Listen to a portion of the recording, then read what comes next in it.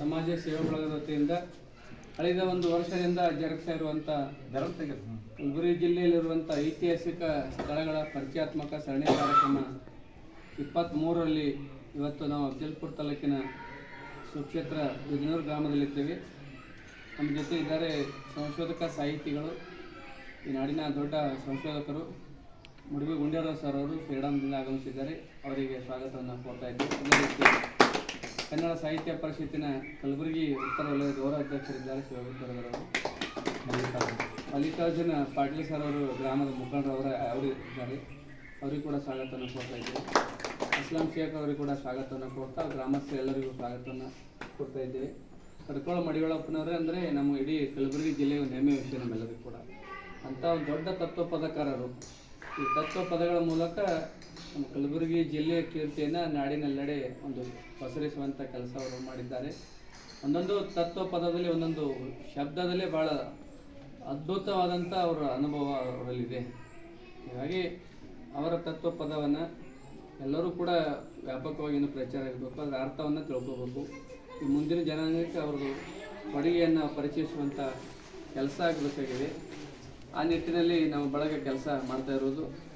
ಈಗ ಸಂಶೋಧಕ ಸಾಹಿತಿಗಳು ಆದಂಥ ಮುಡುಬಿ ಗುಂಡೇರಾವ್ ಸರ್ ಅವರು ಈ ಮಡಿವಾಳೇಶ್ವರರ ಈ ಹಿನ್ನೆಲೆಯನ್ನು ಕುರಿತು ಮತ್ತು ಈ ಸ್ಥಳದ ಕುರಿತು ಅವರು ನಮಗೆ ಮಾಹಿತಿಯನ್ನು ನೀಡಬೇಕಾಗಿ ಕೋರಿಸ್ತಾರೆ. ಧನ್ಯವಾದಗಳು.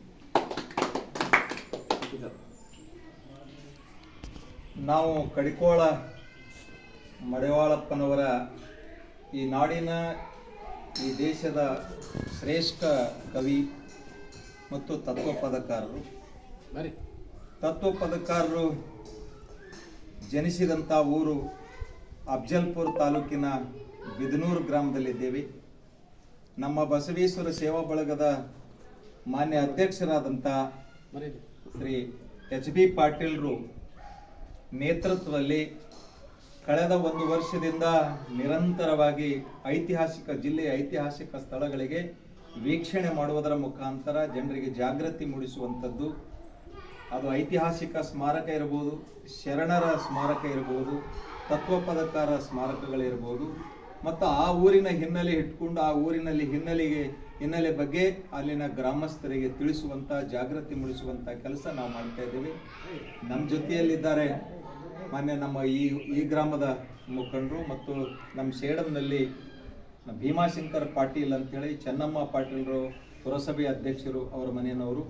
ಆ ಶರಣ ದಂಪತಿಗಳು ಹೇಳ್ತಾ ಇದ್ರು, ಮನೆಯಲ್ಲಿ ಮಾಮನೆ ಕಾರ್ಯಕ್ರಮದಲ್ಲಿ ಸಹಿತ ನಾನು ಉಪನ್ಯಾಸಕನಿದ್ದಂಥ ಸಂದರ್ಭದಲ್ಲಿ ಕಡಿಕೋಳ ಮಡಿವಾಳಪ್ಪನವರು ಜನಿಸಿದಂಥ ಸ್ಥಳದಿಂದ ನಮ್ಮ ಸೇಡಂ ಪುರಸಭೆ ಅಧ್ಯಕ್ಷರಾಗಿದ್ದಾರೆ ಅನ್ನುವಂಥ ಮಾತನ್ನು ಆ ಸಂದರ್ಭದಲ್ಲಿ ಹೇಳಿದೆ.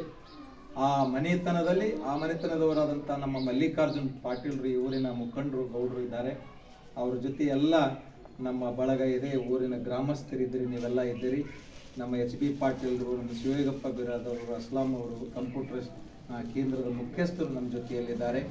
ಇವತ್ತು ಬಂದಿದ್ದ ಉದ್ದೇಶ ಅಂತಂದರೆ ಈ ಊರಿನಲ್ಲಿ ಕಡಿಕೋಳ ಮಡಿವಾಳಪ್ಪನವರು ಜನ್ಮ ತಾಳಿದ್ದಾರೆ ಅಂತ ನಾವು ತಿಳ್ಕೊಂಡಿದ್ದೀವಿ ಅಷ್ಟೇ.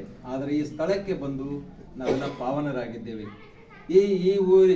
ಇದರ ಹಿನ್ನೆಲೆಯನ್ನು ನಾವು ತಿಳ್ಕೋಬೇಕಪ್ಪ ಅಂತ ನನಗೆ ಸ್ವಂತ ಏನಂದರೆ ಪತ್ರಿಕೆಯೊಳಗೆ ಅವರ ತತ್ವಪದಗಳಾಗಿರ್ಬೋದು, ಅವರ ವಿಡಿಯೋ ಮುಖಾಂತರ ಕೆಲವರು ವಿಡಿಯೋಗಳನ್ನು ಮಾಡಿದ್ದಾರೆ, ಕೆಲವು ಪುಸ್ತಕಗಳನ್ನು ಬರೆದಿದ್ದಾರೆ, ಹಲವಾರು PhD ಪ್ರಬಂಧಗಳಾಗಿವೆ. ಮೀನಾಕ್ಷಿ ಬಾಳಿ ಅಂತವ್ರು ಇದ್ರ ಬಗ್ಗೆ PhD ಬರೆದಿದ್ದಾರೆ. ಕಡಿಕೋಳ ಅನ್ನುವಂಥ ಒಬ್ಬರು ಇದ್ರ ಬಗ್ಗೆ ಪುಸ್ತಕವನ್ನು ಬರೆದಿದ್ದಾರೆ. ಮಲ್ಲಿಕಾರ್ಜುನ್ ಕಡ್ಕೋಳ ಅನ್ನುವಂಥವ್ರು ಸಾಹಿತಿಗಳು ಪುಸ್ತಕವನ್ನು ಬರೆದಿದ್ದಾರೆ. ಹೀಗೆ ಅನೇಕ ಕವಿಗಳು, ಸಾಹಿತಿಗಳು, MS ಲಟ್ಟೆ ಅಂತವರು ಇದರ ಬಗ್ಗೆ ಸಂಶೋಧನೆಯನ್ನು ಮಾಡಿದ್ದಾರೆ. ಹೀಗಾಗಿ ನಾನು ಆ ರೀತಿಯಾಗಿ ತಿಳ್ಕೊಂಡಿದ್ದೀನಿ. ಈ ಸ್ಥಳಕ್ಕೆ ಬರುವಂಥ ಭಾಗ್ಯ ಇವತ್ತು ಬಸವೇಶ್ವರ ಸೇವಾ ಬಳಗ ನಮಗೆ ಕಲ್ಪಿಸಿದೆ. ಅವರ ಮುಖಾಂತರ ನಾವು ಬೆಳಗ್ಗೆ ತಾನೇ ನಮ್ಮ ಭೀಮಾಶಂಕರ್ ಪಾಟೀಲ್ ಕೇಳ್ಕೊಂಡೇವಿ, ಅಲ್ಲಿ ನಮ್ಮ ಬ್ರದರ್ ಇರ್ತಾರೆ, ನೀವು ಹೋಗಿ ಭೇಟಿ ಆಗಿರಿ ಅನ್ನುವಂಥ ಹಿನ್ನೆಲೆ ಇಟ್ಕೊಂಡು ತಕ್ಷಣ ಅವರನ್ನು ಸಂಪರ್ಕ ಮಾಡಿದೇವಿ. ಈ ಕಡಿಕೋಳ ಮಡಿವಾಳಪ್ಪನವರ ಇತಿಹಾಸ ನಾವು ತಿಳ್ಕೋಬೇಕು. ಈ ಊರಿನಲ್ಲಿ ಜನ್ಮ ತಾಳಿದಂಥ ಒಂದು ಮಗು, ಆ ಮಗು ಮುಂದೆ ಶ್ರೇಷ್ಠ ತತ್ವಪದಕಾರ ಆಗ್ತಾನೆ ಅನ್ನುವಂಥದ್ದು ಯಾರಿಗೂ ಗೊತ್ತಿಲ್ಲ. ಅಂದಿನ ಸಂದರ್ಭದಲ್ಲಿ 18ನೇ ಶತಮಾನದ ಕಥೆ ಇದು. 18ನೇ ಶತಮಾನದಲ್ಲಿ ಒಂದು ಮಗು ಇಷ್ಟು ಉನ್ನತ ಮಟ್ಟಕ್ಕೆ ಹೋಗ್ತಾನೆ, 200 ವರ್ಷ ಆದರೂ ಜೀವಂತ ಉಳಿತಾನೆ ಮಗು, ಇಷ್ಟು ಶ್ರೇಷ್ಠ ಗಾಯಕನ ಶ್ರೇಷ್ಠ ತತ್ವಪದಕರ ಆಗ್ತಾನೆ ಅಂತಂತ ಯಾರೂ ಊಹಿಸಿರಲ್ಲ. ಆದರೆ ಇದೇ ಊರಿನಲ್ಲಿ ಹುಟ್ಟಿದಂಥ ಮಡಿವಾಳಪ್ಪನವರು ಗಂಗಮ್ಮ ತಾಯಿ ಬಿಜಾಪುರದಿಂದ ನಾಗ್ಠಾಣದಿಂದ ಇಲ್ಲಿಗೆ ಬಂದು ಗೌಡ್ರ ಮನೆತನದ ಆಶ್ರಯವನ್ನು ಪಡೆದುಕೊಂಡು ಇಲ್ಲೇ ಇದ್ದುಕೊಂಡು ತಂದೆ ತಾಯಿ ನಿಧನದ ನಂತರ ಅವರು ಮತ್ತೆ ಮಠದಲ್ಲಿ ಸೇವೆಯನ್ನು ಸಲ್ಲಿಸ್ತಾ ಆ ಮಠದಲ್ಲೇ ದೇವರ ಕೃಪೆಯಿಂದ ಭಗವಂತನ ಕೃಪೆಯಿಂದ ಮಗು ಜನ್ಮ ತಾಳುತ್ತದೆ. ಆ ಮಗು ಬೇರೆ ಯಾರು ಅಲ್ಲ, ನಮ್ಮ ಮಡಿವಾಳಪ್ಪನವರು ಅಂತ. ಆ ಮಡಿವಾಳಪ್ಪನವರ ಬಾಲ್ಯ ಮತ್ತು ಅಂದಿನ ಸಂದರ್ಭದಲ್ಲಿ ಇಲ್ಲಿ ಓಡಾಡಿದಂಥದ್ದು, ಆ ಮಠದ ಪರಿಸರದಲ್ಲಿ ಬೆಳೆದಿದ್ದಂಥದ್ದು ನಾವು ನೋಡಿದ್ರೆ, ಅದಾದ ಬಳಿಕ ಆ ಮಗುವಿನ ತೇಜಸ್ಸು, ಆಮೇಲೆ ಮತ್ತೆ ಶರಣಬಸವೇಶ್ವರ ಇದಕ್ಕೆ ಹೋಗಿ ಅಲ್ಲೇ ಮತ್ತೆ ಶರಣಬಸವೇಶ್ವರ ಒಂದು ನೇತೃತ್ವದಲ್ಲಿ ಮರುಳಾರಾಧ್ಯರ ಅವರು ಏನು ಕೃಪಾ ಆಶೀರ್ವಾದದಿಂದ ಲಿಂಗದೀಕ್ಷೆ, ಹೀಗೆ ಅವರು ಬೆಳೆದು ಆಮೇಲೆ ಮತ್ತೆ ಸಂಚಾರವನ್ನ ಮಾಡಿ ಮತ್ತೆ ಇಲ್ಲಿ ಮಹಾಂತ ಗುಡ್ಡದಲ್ಲಿ ಕಾಯಕ ಕ್ಷೇತ್ರದಲ್ಲಿ ಮಹಾಂತ ಗುಡ್ಡದಲ್ಲಿ ಅಲ್ಲಿ ಕಡುಕೋಳ ಮಡಿವಾಳಪ್ಪನವರು ವಚನಗಳನ್ನ ಬರೀತಾ ಅದೊಂದು ರೀತಿಯಾಗಿ ತತ್ವಪದಗಳ ಅನುಭವ ಮಂಟಪ ಆಗಿ ಈ ನಾಡಿಗೆ ಹೆಸರು ತಂದಂತ ಈ ಚಿಣ್ಣಮಗೇರಿಯ ಮಹಾಂತ ಗುಡ್ಡದಲ್ಲಿ ಅಲ್ಲಿ ಮಹಾಂತೇಶ್ವರನ ಕೃಪೆ ಅಲ್ಲಿ ಎಲ್ಲ ತತ್ವಪದಕಾರರು ಅಲ್ಲಿ ಇದ್ದರು ಅನ್ನುವಂಥ ಹಿನ್ನೆಲೆ. ಅದಾದ ಬಳಿಕೆ ಮತ್ತೆ ಅವರು ಕಡುಕೋಳಕ್ಕೆ ಹೋಗಿ ಆಯ್ಕೆ ಆದರು ಅನ್ನುವಂಥ ಒಂದು ಸಂಕ್ಷಿಪ್ತ ಹಿನ್ನೆಲೆ ನಮಗೆ ಗೊತ್ತಿದೆ. ಆದರೆ ಅವರ ತತ್ವಪದಗಳು ಇಂದಿಗೂ ಸಹಿತ ನಮ್ಮ ಹಳ್ಳಿಗಳಲ್ಲಿ ಭಜನಾ ಕಲಾವಿದರು ಹಾಡ್ತಾರೆ ಅನ್ನುವಂಥದ್ದು ನಾನು ಸಣ್ಣಾಗಿದ್ದಾಗ ನಡೆದು ಅವರ ಹಾಡನ್ನೇ ಕೇಳಿ ಬೆಳೆದಂಥ ವ್ಯಕ್ತಿ.